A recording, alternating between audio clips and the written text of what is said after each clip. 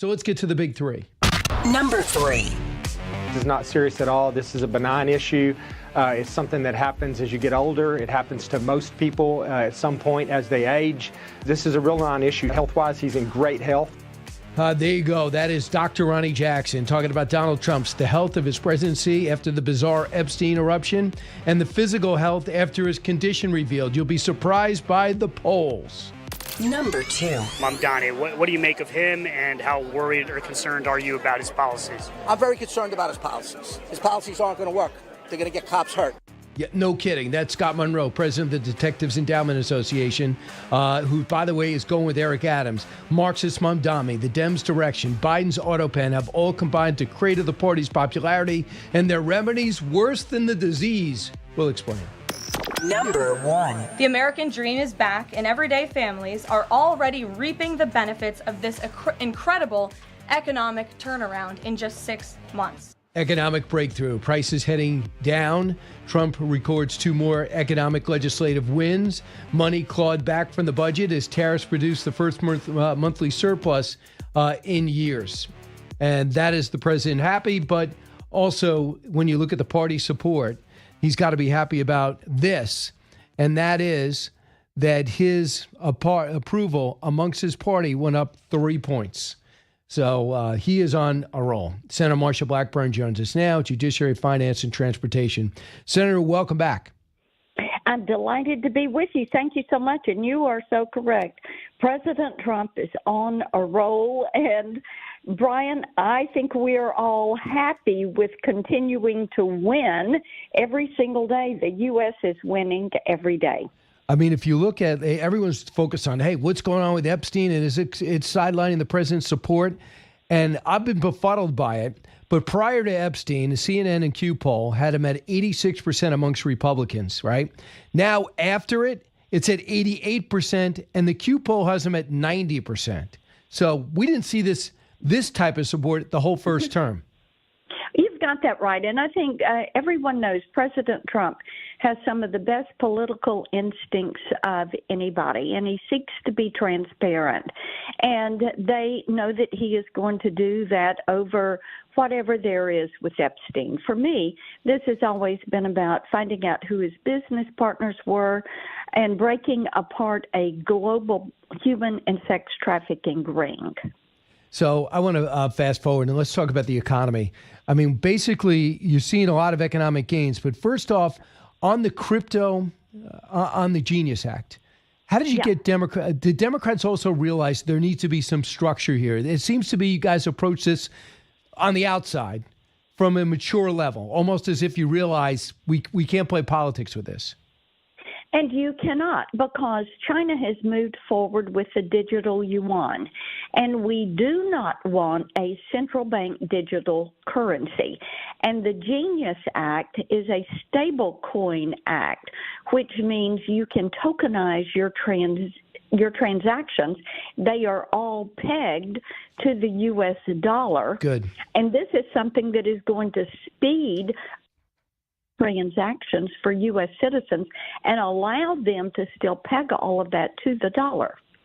So let's talk about what's happening with the trade deals and I guess the tariffs.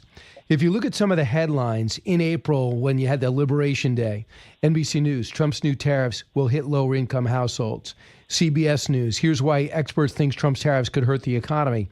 I go to June, where's the inflation from tariffs? Just wait, economists say. And then later on, MSNBC, why Americans haven't felt the brunt of Trump's tariffs. We're now in the middle of July. Only 2 countries have retaliated, and we have gotten more revenue in to create the first surplus, I think, since the Clinton years. That is accurate, and that has been so underreported, which I found to be really quite remarkable. We had a budget surplus because of the tariffs, and it's the first that we have had since Bill Clinton was in the White House.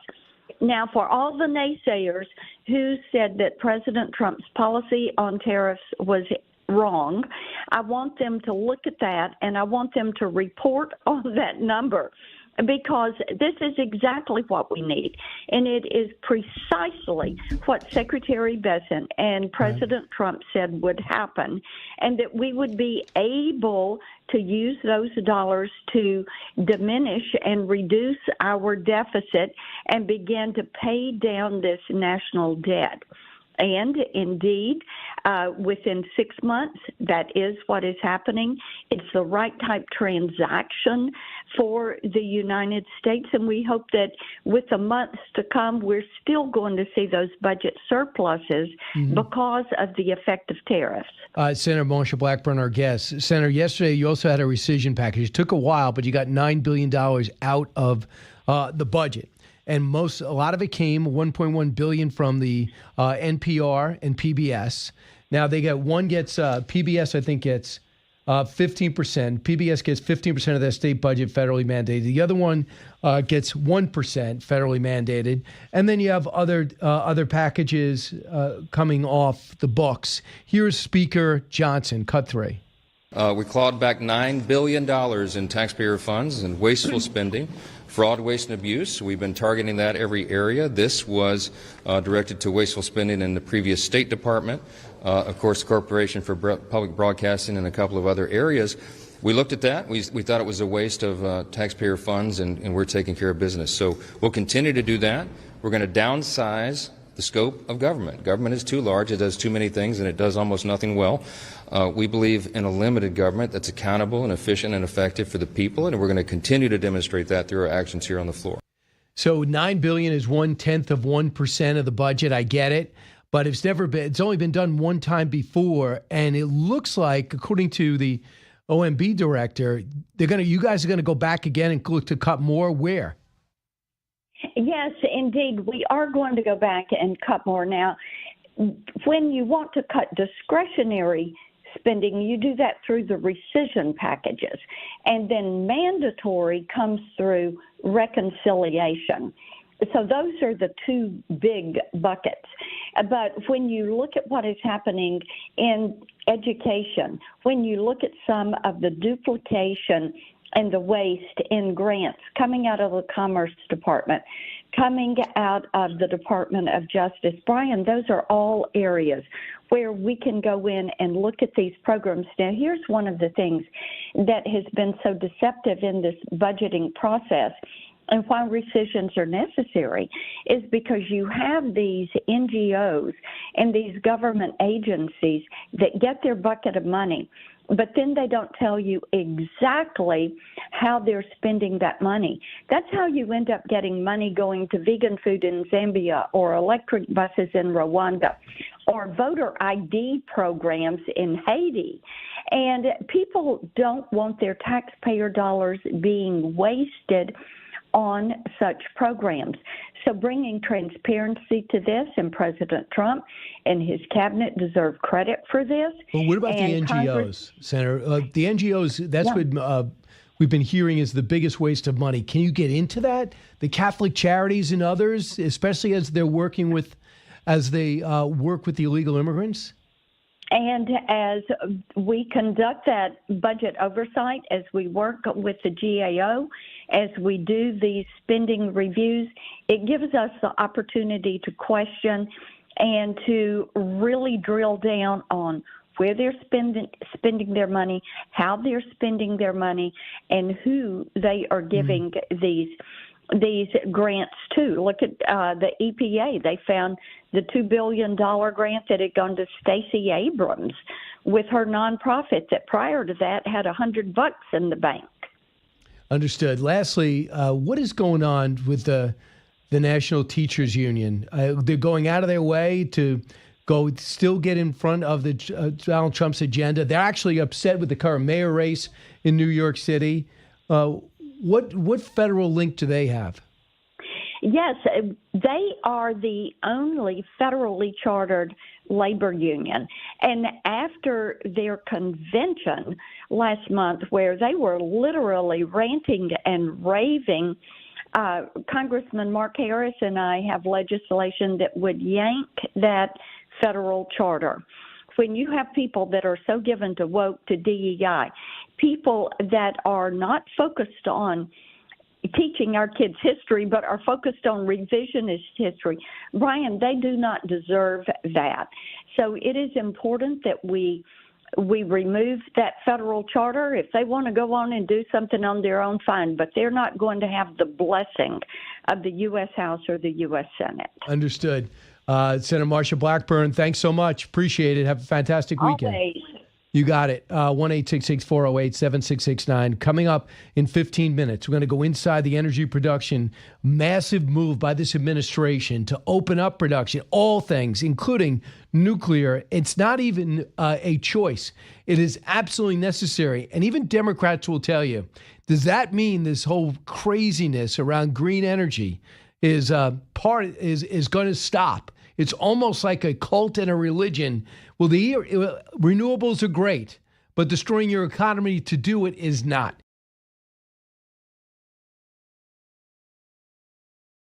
We're back in Pittsburgh to announce the largest package of investments in the history of the Commonwealth of Pennsylvania, and it's not even close. I don't imagine it's too close.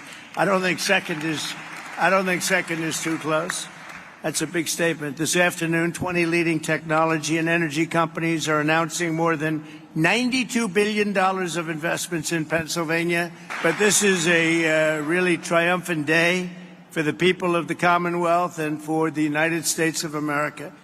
Daniel Turner joins us now, guest of President of the United States in Pennsylvania with Senator Dave McCormick, a guy who really understands innovation too, talking about the need to make Pittsburgh, in some cases, the capital of new technology and make this country a place that can fuel the AI revolution. Daniel Turner, founder of energy advocacy group Power the Future, joins us now. Daniel, what was your takeaway from Wednesday? Yeah, it's a remarkable update from where we were just a couple months ago. And I think Pennsylvania is sending a warning shot to other states. How do you get people to invest? I'm a proud New Yorker, even though I live in Virginia. New York needs $100 billion of investment. California does. So energy is everything. And we say that all the time. And AI is driven by energy. But businesses are going to go to places that have reliable, affordable energy and that create a climate that welcome them. And Pennsylvania is doing that. Kudos to Senator McCormick for making it happen. But neighboring states, my home state in New York, New Jersey, other states need to learn, what is Pennsylvania doing that we're not? Because your states are slowly dying, and that's tragic. Well, they wouldn't even let a pipeline go through New York. The president's got to wheel and deal in order to do it. Perhaps he's going to get it. And then we know what Pennsylvania did. They fracked. And now there's talk about nuclear. Give me an idea of the practicality of nuclear energy being done quickly without all the regulation that stops people, discourages people from even getting involved with it. Yeah, and that's what was really important about this executive order by President Trump allowing these micronuclear reactors is that it does cut through the red tape. And one huge advantage nuclear has over everything else is that nuclear is very self-contained. I'm a huge coal advocate, but if you build a coal plant, you've got to get coal to that plant. And that's railroads and trucks and infrastructure and lots of ways for environmental lunatics to stop those railroad trucks or cars. Same with natural gas, it's pipelines. But if you build a micronuclear reactor, you can build one in the tundra, and you don't need any infrastructure projects. You don't need any pipelines or transmissions lines. You just need to connect to the electric grid. So it's an awful lot faster to get online, and it is a lot more self-sustained than other forms of energy. It's why you're going to see them popping up, especially in rural and isolated communities. I know we got to get going with, mining with coal. They're reopening some coal plants, and there are some coal factories. We'll see how that goes. But are you an all of the above guy, that you're for renewables if it works and you're for whatever it takes? No, not at all. I actually don't like that phrase because I'm not for what does not work, and wind and solar do not work. And no matter how much money we pour into them, there is not a place on this planet that wind and solar have brought down costs and made a more reliable grid. Not a place on this planet. Europe is the prime example. California is another shining example. So I'm not going to be in favor with technologies that make people feel good about themselves when they are costing the American people and risking and compromising our electric grid. Wind and solar may have a bright future. My company's called Power the Future. I don't know what tomorrow's going to bring, but we're not living in tomorrow. We're living in today, and I only support what works today. I know there's billions pledged, but when are we going to start seeing some production? When do you think we're going to see some groundbreaking? Well, you got to go back to look at what happened in the first Trump term and how long it took for things to actually get online. And that was, it was inaugurated January 17. It was mid-18 when the economy really started to feel the full effects of the Trump agenda. And that's when gas hit $2.05 a gallon on average nationwide. And that's when we had record restaurant sales and retail sales, et cetera. So, it takes a little while for the economy to heat up. It's going to take a little while for these infrastructure projects to happen. The difference here, though, from the previous administration pledged tax dollars. And tax dollars is government, and government is slow. This is private sector dollars. So if you're a private corporation pledging $15 billion of your shareholders' wealth, you're going to make darn sure it happens very quickly. What about China? Where do you think we're at with having the energy to keep the AI lead, as small as it may be? Yeah, this is so important because AI is a growing sector, and it's going to be critical in the way we think, the way our systems think. And if China has their finger on that faster than America does, that's bad for the world. A couple of things that are really important to keep this from happening: the steel tariffs, the copper tariffs. Right, we need a tremendous amount of copper in these technological infrastructure projects, and these types of tariffs prevent China from dominating these markets, and that's absolutely essential. Right. And when you see Oracle pledging this type of money and Apple doing this money, from you could tell, Daniel, is there a follow-through mechanism that this government has set up? I know Elon Musk brought that up, saying, as president, these people say stuff, but I don't know what they're doing. Have you noticed, is there a system to follow up to make sure it's not just a press conference? Yeah, well, I'm hoping the system to do that is the free market itself, right? We look at, again, pledges that the Biden administration made. The New York Post had a big expose on this just yesterday. The pledge for electric-powered mail trucks, right? Biden pledged 50,000 of them.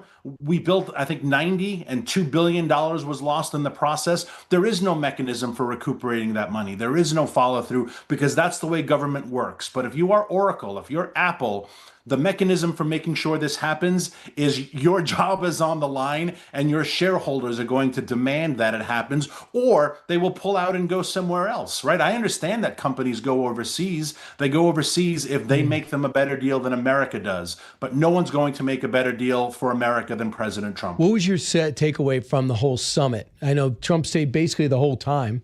There was the who's who were in the audience. Yeah, it really was remarkable to see this collaboration of government and of private sector, and it's private sector taking the lead. It's government just getting out of the darn way and allowing it to happen. And again, my biggest takeaway is that this is Pennsylvania. Pennsylvania is considered a purple, maybe even a blue state. And this was led by Senator McCormick, who 5 months into the job has done more for Pennsylvania than the guy he replaced, Bob Casey, did in 18 years. I mean, $100 billion of investment is monumental, and it happened in 5 months. Why didn't the previous administration do any of this? Because they don't think this way. They don't think about private sector. They don't think about free markets. They only think about government, and government can't build anything. Where do you stand with rare earth? Not exactly energy, but we definitely need the rare earth for this. Now we've looked like we're going to open up 3 mines, one in Texas, I think South Carolina, one in California to get rare earth. But I heard the refining is the challenge. Yeah, without a doubt. And that's why I think the White House Energy Dominance Council is so important for this, because what's happening in our energy space, whether it's mining or fossil fuels or refining, We need an all of above understanding and an all of above government solution to that. So that's a great point. Why would we open a mine here in America if I can't refine the products here in America? It's just cheaper to do it elsewhere. So those are the problems facing the country, and we need solutions for it so that we're not mining in the third world with slave labor, right? With awful environmental practices. You may say, hey, look, I don't want a lithium mine in America, but is it better that we use 9-year-old kids in the Congo? Because that's what we're doing right now, right? Then that is the status quo. So if you don't want to use child and slave labor, if you don't want to pollute air and groundwater, then you want to have those extraction industries here in America where we do it ethically, ecologically sound, morally sound. I understand today's political environment. Republicans and Democrats don't want to give each other credit. But do you see some buy-in from Democrats on this? Because I don't see as much pushback, for example, on the nuclear thing. I see some bipartisanship. I don't see as much anger on this as I used to. Yeah, well, if you're Josh Shapiro, the governor of the great Commonwealth of Pennsylvania, you know, one of your crazy leftists not long ago tried to firebomb your house while you were asleep inside. And then you've got the Republican governor and the Republican senator bringing $100 billion of investment to Pennsylvania. So you may be a proud Democrat, Governor Shapiro, but what side are you going to go with, right? Are you going to go with Mamdani, or are you going to, cross the aisle? And we used to be able to cross the aisle on energy because everyone understood energy was crucial to our economy and our national security. It's only been politicized in the last couple of years. And so I think people who politicize energy are getting pushed out and pushed far to the left. Even Senator Fetterman was part of this conference as well. He's a proud Democrat, but he sees energy as good for Pennsylvania and good for America. So I think that's the direction we're going. Daniel Turner, thanks so much. Power of the Always future. Great, Brian. Thank you. You got it.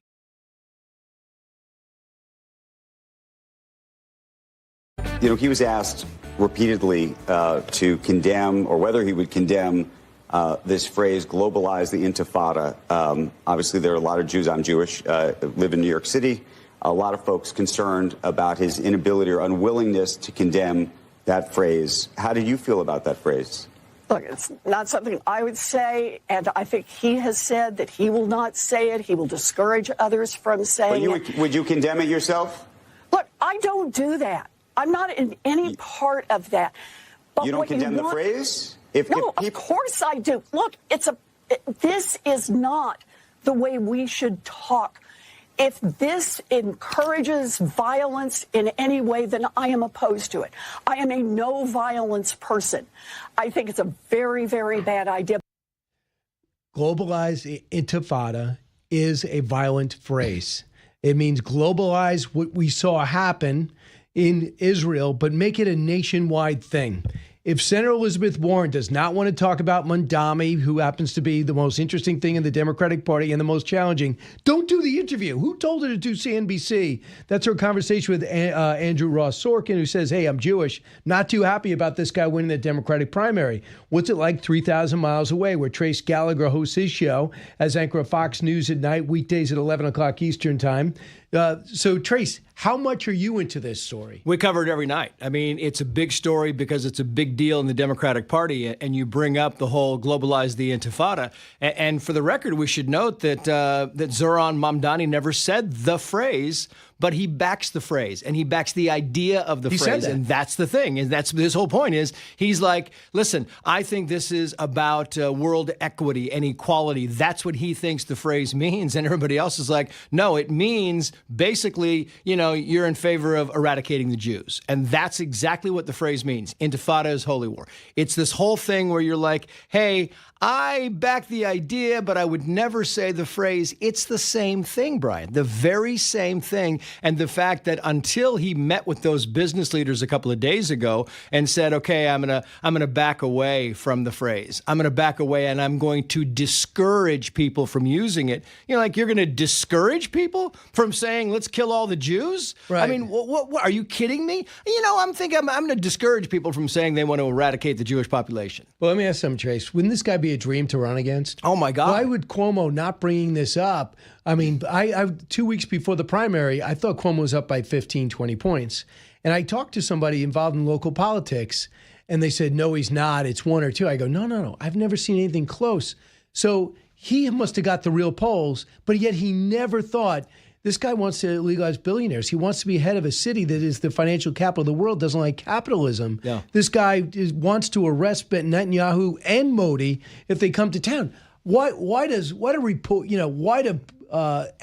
analysts have to do this, not an opponent? Yeah, I mean, you're exactly right. We went through and did every one of his points, his policies. And you think there's probably 15 or 16 of them, from defund the police to no cash bail to building communes, and, to kind of gathering up all public property and building communes with them. And every single one of his policies has been tried before. The no cash bail was tried in San Francisco and Los Angeles. They had to get rid of the DAs because it was such a disaster. Defund the police, as we all know, was tried. He wants to try it again. It was a disaster. Every one of his policies has been tried. What could Free go wrong buses, with that? right? I mean, city-run grocery stores. I mean, the city is so good at doing things, Brian. I mean, nobody does anything better than the city. Who's going to have the best grocery store in the world? Not Bezos. It's going to be the city of New York. So this guy just answers every question when he's asked, and he's not even trying to evade it and say, I was young.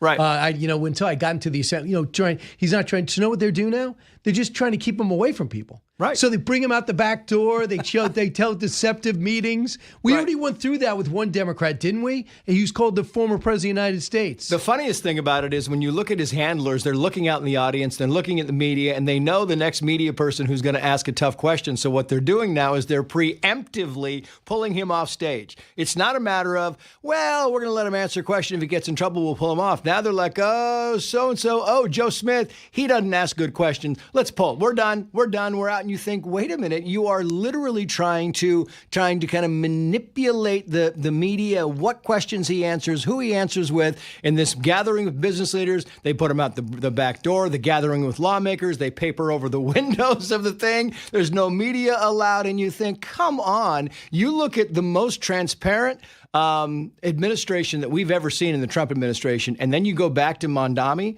and then you go back to the Biden administration. There was no transparency. This Mamdani thing has no transparency with the Democratic Party because they're not transparent, and they keep going after Trump for like, oh my God, he's doing this and he's doing this. Yeah, but he's laying everything on the table except the Epstein files, which apparently, if he's not laying anything on the table, the question is, what is there to lay on the table? I don't want to change subjects on you, but I'll go back to that. I want you to hear this guy, Matt Slater. He was on Fox and Friends first. You would only have 3 hours sleep if you stayed up to watch Fox and Friends first. Right. So here is Matt Slater talking about who this guy is that he works with in the assembly. Cut 19. Do you think that he's somebody that would moderate their positions if he is elected into office? Sometimes you could be very idealistic until reality sets in. I don't think so. And we saw his meeting recently with CEOs here in New York City, and he was very clear that he's not walking back his policies or his beliefs. And so he's already showing us the fact that he is an ideologue. He has no intention of walking back his radical policy whatsoever. And yes, he can be very charming. And, when he's here, he can charm the birds out of the trees. But at the end of the day, he has to be able to perform, and he has to be able to deliver for New York. And that agenda, that communist agenda, and the president called him a communist the other day, and I think he's 100% right, that just won't fly. No, but he's perfect. I hate it for the country, but if you're a Republican, you got to love this because President Trump is going to make this guy the face of the party. Yeah, but is it a good thing for the nation is the question, because it moves the Democratic Party far left. And if you go before October 7th, Zohran Mamdani is not possible. Zohran Mamdani's candidacy, his mayoral bid is not possible. But after October 7th, we see in this country that all of a sudden anti-Semitism and these rallies and globalize the Intifada and from the river to the sea, these are all phrases that become normalized. They fight for them and say, this is the way, we're just fighting for the rights of Palestinians. We're fighting for the rights of people in Gaza. No, you're not. You're fighting against the people in Israel. That's the whole thing. And becomes normalized. At Columbia University, at UCLA, across the country, you have these protests and young people start to gravitate toward this. Mm-hmm. And it becomes a normal conversation to now say, it's okay to speak out. It's free speech. It's not hate speech to say, let's eradicate the Jews. It's free speech. And when that becomes normalized, people like Zohran Mamdani become legitimate contenders. So let's go what you brought up before about what's happened with the president of the United States. So the president's on a roll. I mean, the cryptocurrency legislation, the Right. clawback, the big, beautiful law, which is now going, the shutdown of the border. You see the prices coming down, inflation slightly higher, but not much higher, the revenue coming in off tariffs. So people are like, well, this Epstein thing has been a distraction. And I'm sure you covered last night 2 polls that are out, CNN and the Q poll. When asked, what do you think of the president, Republicans? When Republicans thought of the president prior to Epstein, 86% approved. After, 88. 88. Q poll started at 87 before. Now, after this came out, 90. That's a Q poll. Doesn't really lean right. Having said that, Democrats see an opportunity. Van Jones, disappointed in this because he's usually somewhat level-headed, cut 26. This is a president that's in trouble. He has lied to his base. He told them that he was going to do something he's afraid to do. Why is Trump afraid to release these documents? That is the question. I have been defending Trump, actually saying it's inconceivable that anything that's in these documents is going to hurt Trump because Biden would have released them. But he's been acting so... Do you still think that's true? Well, now he's acting so weird. Trump is acting so bizarre. So has that... You're holding your head. When Van Jones comes out and he says, he starts with, this president is in trouble. In trouble from who? From whom is this president in trouble? As you said, Republicans, 88% are now supporting him. That number is up. Like I tell everybody, listen, get off X. Get off social media because, yeah, if you go on X, you're like, oh, my God, Trump might have a day or 2 left in office, and that's it because everybody's coming for him. I mean, they could literally walk in there and take him and walk him out. You think, have you lost your minds? Look at the numbers.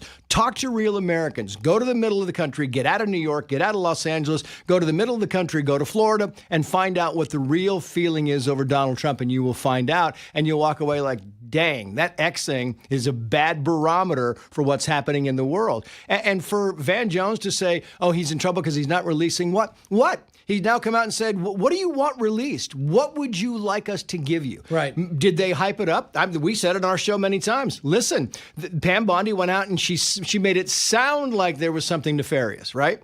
She's had a couple of comments, and we played them again, and made it sound like there was something interesting, and she was going to get to the bottom of it. So she kind of ginned this up, and then there was nothing there. I'm not saying there was ever anything there, or that she said there was ever anything there, but she sold it. It was like we sell a good tease, right? We're trying to get you to the next break. Pam Bondi is trying to get us to the next break so that we'd keep watching, and she was going to deliver the goods in the next break. A couple of things. When he says the president's acting weird, that's not the right word. The president's ticked, and here's why. Because he's President Trump. Haven't you figured it out yet? For example, do you remember when Joe Biden melted down famously in the June debate? Yes. President Trump, after a few days, was ticked off. Why? He's saying, no one's talking about the job I did. Right. They're talking about Biden melting down. And that's the way Trump is. He's a competitive guy. So he's saying, win. Pass the bill on July 4th. Everything's going, the border shut down. I'm on a roll. And all you guys are talking about this. He's ticked. But if you think that this guy's worried after the lawsuits that came his way, the Mueller report, the impeachment, the investigation to January 6th, you think he's worried about this? Yeah. Are you crazy? That's the whole thing is he's on such a winning streak that this is what they're grasping onto. The Democrats are like, we've tried everything else. But they're not interested in this. No. That's the problem. The Democrats aren't interested. They couldn't care less about any of this, but they're thinking, is it negative against Trump when they get in there and they paper over the windows and they start talking? They're like, is this going to hurt Trump? And they're like, I don't know, but you know what? We got nothing else. This Iran thing went his way. The tariffs that everybody, including the Wall Street Journal, said the sky was going to fall. That was the end of it. We're in a depression. We might as well just pack up and go home now. It didn't happen. And like you talked about inflation was up 0.2%, Brian, up 0.2%, and it was in triple block letters on the thing. Inflation was up 0.2% in a month where they have to go back over and redo the numbers sometime at the end of the month. You have no idea what the specifics are, and you're building it up like, look, it's a big deal, inflation, here we go again. That's how desperate they are. Here's how desperate they are. The guy who was Biden's border advisor came out with an article this week saying, here's my ideas on how to fix the border. How to fix the border? It's fixed. Believe it or not, it's fixed. He gave this whole list of how we need new laws and this thing. You're like, you are grasping when you say, hey, I've got a way to fix the border. So it was just so funny. The memes that followed up with that, they said, yeah, Humpty Dumpty called. He wants to tell you how to sit on the wall. Right. So, I mean, it's like it's like Dan Marino telling Tom Brady how to win a Super Bowl. Right. Hey, listen, Tommy, here's how you do it. Here's my strategy. Brady's like, I don't need help. Yeah. Right. Retail sales are down 0.6%. So you have gas prices year to year down 10%, down to a very feasible, plausible $3.16. With everything they got going on energy, do you really think that those prices are going to go down much further? Tariffs have generated over $100 billion. International financial investment is up around $2 trillion. So I'm just saying that it's not hard. Yet you have Tim Walz saying this guy's not doing anything to drive down prices. Yeah. It's crazy. I mean, it was like the old egg debate. They had this thing on MSNBC, the egg debate, where one of the craziest people on MSNBC comes out and says, oh, egg prices are up. Egg prices are up. And you think, what? What are you talking about? Well, year over year, it was on CNN. Apology, it was on CNN, and the CNN host is like, they're up. You can see year over year they're up. And the conservative guy on CNN is like, wait a minute. He's been in office for 6 months. You're telling me you're going back to 6 months before Biden was out of office and saying egg prices are up? Did you look at the prices of eggs when Biden left office and the prices now? They're down 35%.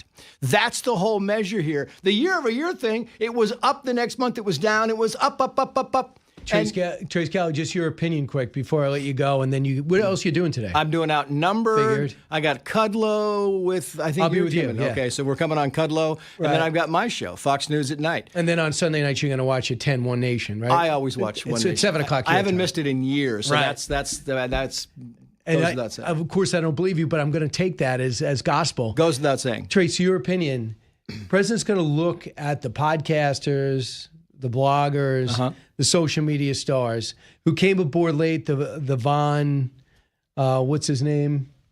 Theo Von and others. Theo Von James. You have these other guys, these fringe guys who got behind the president. He's going to look at him differently now. Yeah. Because he's looking at this and go, guys, what are you doing? Yeah. I put two of your guys, Dan Bongino, I put Kash Patel. Maybe Pam Bondi shouldn't have said, I got this on my desk, misinterpreted, whatever. That was a mistake. But I put my guys on the things of most interest, RFK, JFK, MLK, right? This whole thing with Epstein. And now you're going to jump ship and I'm not worthy of your loyalty? I feel like he's like, I'm done. I'm 79 years old. I've already been shot. I got 3 more years of this. I'm telling you, Brian, if maybe you tell me if I'm wrong here.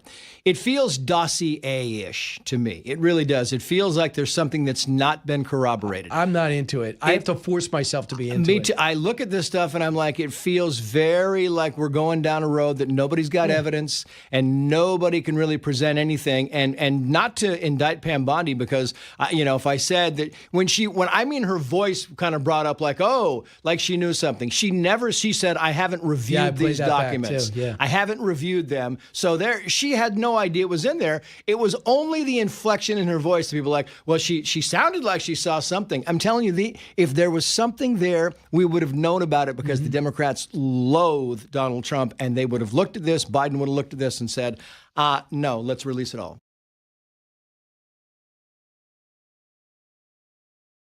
It's one of the many new songs that Brian Kelley's been pumping out at a dizzying rate. He's a solo artist now for FGL for a while, and now he's established himself on his own. Brian Kelley, good friend of the show, joins us via Zoom. Brian, great to see you. Great to see you, brother. Thanks for having me. From one BK to another. I know. You happen to be the cooler one who also is more diverse, and I'll tell you. And then we texted over the weekend, and you're like, hey, Brian, can I get back to you Monday? I'm a little busy. And you showed me the size of the marlin that you caught. I mean, tell me, how do you learn to fish like that?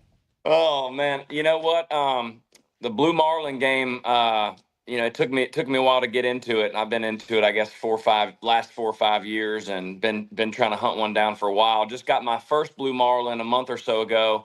And then got our first boated blue marlin this past weekend. It was the Blue Marlin Grand Championship out of Orange Beach, Alabama. And our crew, we went out and in hopes of boating one, bringing it back to the scales, and we made it happen. It was such a work of art by our captain, our mates, and fortunately, I guess I got lucky. Dino, our co-owner, he goes, BK, you're up next, and so we waited for hours. We were trolling. We moved spots. We trolled some more. We moved to another spot, and then it happened pretty quick. And so I knew I was up next. And so you just never know when it's going to happen. And the boat just went crazy. It was a little over an hour fight, and man, just it was a special thing connecting with that fish. Like, I had my heels dug into the bottom of that chair where your feet go. That thing was tugging on me hard. I was dug in, but in total control. And it's just such a cool experience. It's such a fun way to fish, and it really is. They call it sport fishing for a reason, man. It gets 40 out there, so it was a great time. I mean, don't you have to worry because you're a songwriter, you're a guitar player, and you're sitting there grinding it out with your hands for hours? Do you worry about cutting them up? Nah, just let it rip, you know. I guess so. So, yeah. So Brian, I know you got dates coming up in on the 24th in Northern Savannah at Victory. Yep. You're going to be at the Senate at 8 o'clock in South Carolina on the 25th, at the Boathouse at Waterway, the Bar and Grill on the 27th, the Windjammer over in Island of Palms, South Carolina.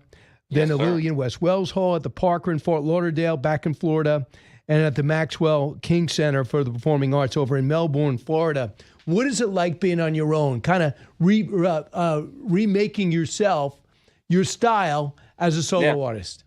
Man, I'm enjoying it. You know, I kind of just put my head down there for a couple years, and next thing you know, I've got 4 records out in the last 4 years, which is really crazy. I'm just very fortunate that I feel super inspired, and I have an outlet to get all this music out and challenge myself, and just really proud of all the work that not only me, but my whole crew, my team, you know, our touring band, and, you know, the last couple of records I've made with my touring band, and, you know, our guitar player who also writes for my publishing company, he produced the last 2 records, and just the team and the crew and the people around us that we're building. It just feels really special. And, man, I'm really enjoying it. It's kind of like captaining your own boat, you know, and making all the calls. But we're just really enjoying it, man. I feel really, really blessed to get all these songs out and also to have a tour this summer to go out and connect these songs with people in real time, in real life, and just continue to build what we're building. I saw you at the RNC. You have a history with the Trumps before he was president, right? I mean, you guys are friendly. The families are friendly. I don't know. The first time I met him was at Mar-a-Lago back in 21, I think it was. Okay. And what was that like? It was awesome. I mean, it was special. I mean, he took time with us. We were there supporting somebody, and it was a beautiful night. Number one, the property, the whole you know, experience was top tier, was amazing. But just getting to shake his hand, thank him for everything he's done, and just stand with him. He's a little taller than I thought he was. He was just about my height. And, you know, it was real great to our wives and our whole crew. And just, you know, you can just tell he's a people person. He's a real human, and just the way he interacts with everybody, you know, he really does give you time and look you in the eyes. And it was a special moment for sure. And is that what led to you playing at the RNC? I guess maybe. I'm not sure what led to that. I'm trying to remember how we got connected. I actually knew a guy who was with President Trump in his first 4 years that worked for him, actually. I think that maybe connected the dots with me and his team. He's like, hey, you should try to get in. Right. And I think at the time he might have connected the dots. And, you know, that was a wonderful experience too, man. There was a lot of love in that building. It was great. It was a lot of great speakers. There was a lot of momentum. I think there was an even bigger momentum shift at especially the night I was there. The kind of night where your hair is standing up the whole time. You're walking around, you're hearing these things, you're feeling these emotions of all these like-minded people in one place. I mean, the energy was through the roof. I mean, it was amazing. And with American Spirit and some of your songs, you're a very patriotic guy. This is going to be a big year, 250. Are you sensing that with your audience?